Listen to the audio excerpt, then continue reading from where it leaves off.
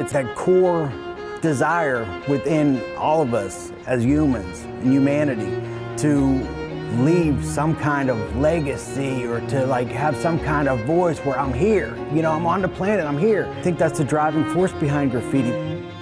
Graffiti is in every country. Where there are people, there is somebody writing their name on something.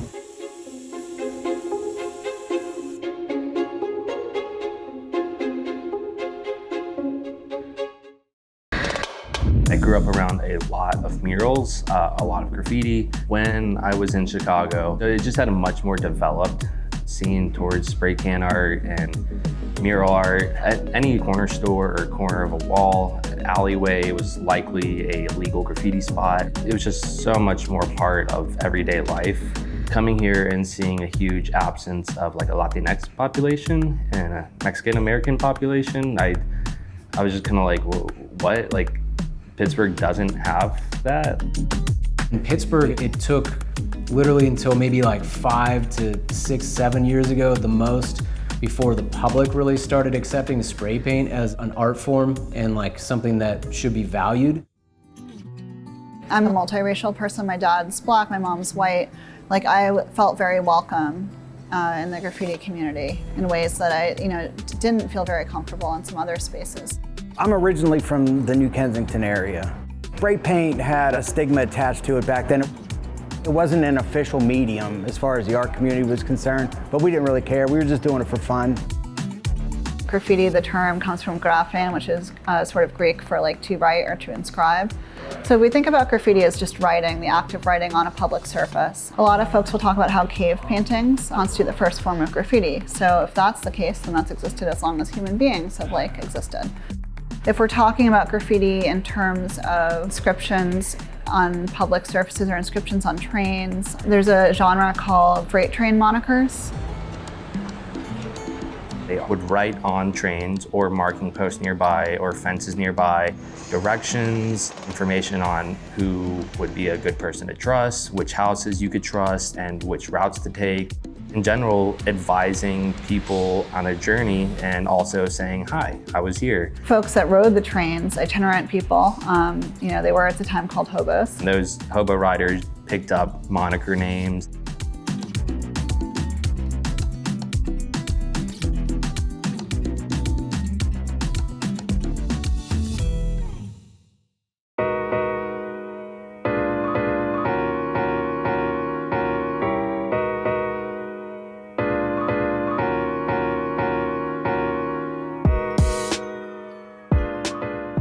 Graffiti is one of the many parts of hip hop that has taken a longer path to get to the mainstream.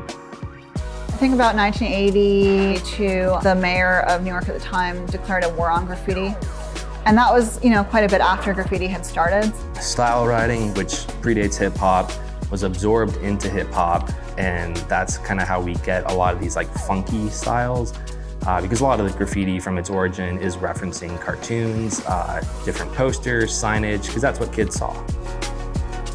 Here in Pittsburgh, it was a bunch of skateboarders doing graffiti back in the day, and we all came from punk rock roots in the 80s when hip hop was just coming out of the major cities and rippling toward us. It was only natural to, at some point, pick up a can of spray paint. With hip hop, being that a lot of breakdancers and MCs and DJs were also graffiti writers, it was just building this community. I think all cities have officers that are on the lookout for unsanctioned public art, but Pittsburgh, they crack down hard.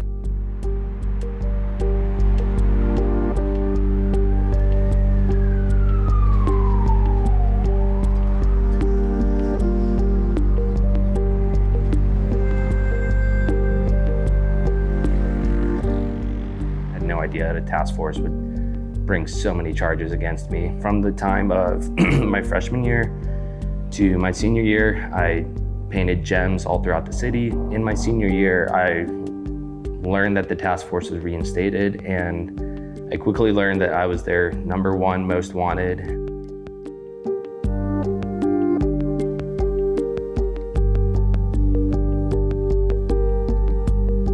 In the case of graffiti, people are very reactionary when they hear about cases where people are vandalizing things. Vandals, go to jail, go to hell.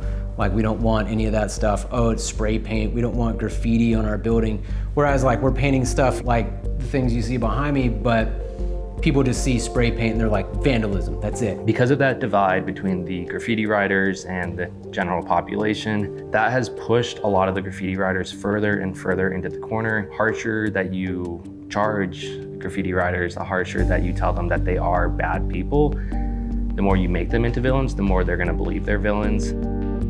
When I got arrested, the Vandal Squad really didn't exist. I was arrested in one section of town in Shadyside, but they didn't connect any of the dots with all the other parts of town. When that Vandal Squad became active, they started connecting different police departments in like Etna or the South Side or Bloomfield. Now the way the city code is written is it actually really incentivizes people to call the police and to ask for a punishment kind of model. What we can do is take this art form, take this community, and use it for the better. All those people receiving arrests for graffiti should be given just very, very high amounts of community service. In the case of myself and Shane, we help run nonprofits. So the more that they get to do community work and do nonprofit work, the more that they will understand their community. We created this organization, Hemispheric Conversations Urban Art Project.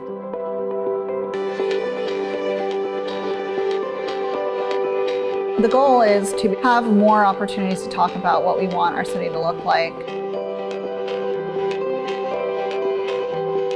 We kind of shared a desire to really expand the conversation about graffiti and about street art in Pittsburgh, because we see these mediums as really powerful ways to have bigger conversations about things like youth voice and just development, as well as thinking about the history and the future of post-industrial cities.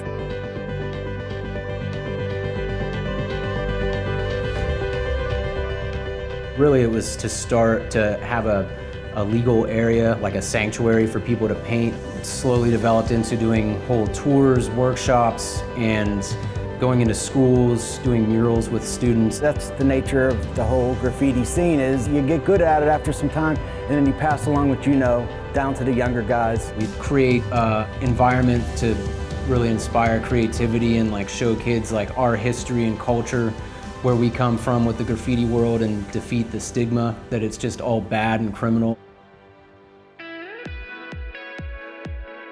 One spot that I could tell you about that's wide open to the public, you can go spray paint there anytime, is over in Bloomfield at Trace Brewery. They have an alleyway there, and folks that are learning can just go.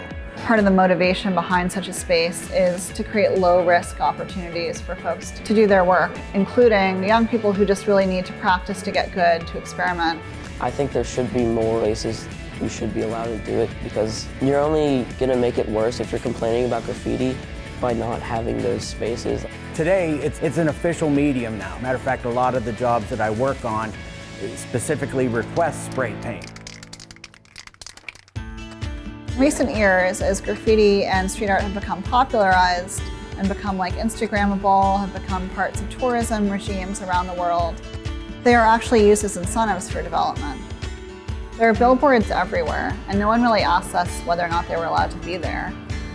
Art does not have to be legal to be art, and if anything, some of the most challenging and forward-thinking art is the art that does not abide by any laws or structure.